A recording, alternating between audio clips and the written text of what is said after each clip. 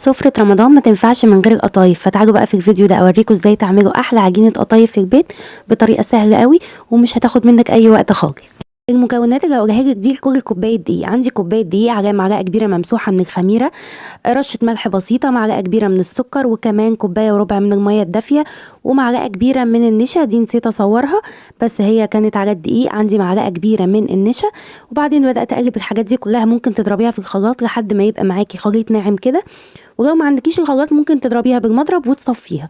هسيبها بقى تخمر لمدة ساعة. ايوه، وهي ساعة كاملة في الخميرة علشان تخمر كويس. بعد كده بقى عندي طاسة سخنة على نار تكون متوسطة، وتكون الطاسة سخنة قوي.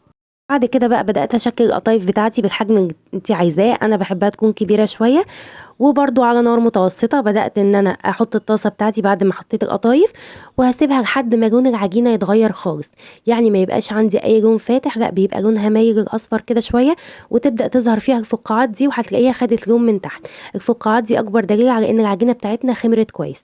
القطايف اللي كانت بتستوي كنت بحطها على فوطة نظيفة علشان تفضل طرية. طلعت معايا بالشكل الخطير اللي انتوا شايفينه ده.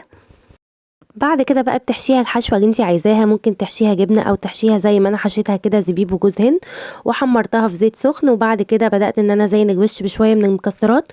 والشربات بتاع القطايف بيكون شربات يكون تقيل وكمان بارد، ما بيبقاش سخن. جربوا الوصفه دي وهستنى رايكم. ما تنسوش تعملوا لايك وسيف.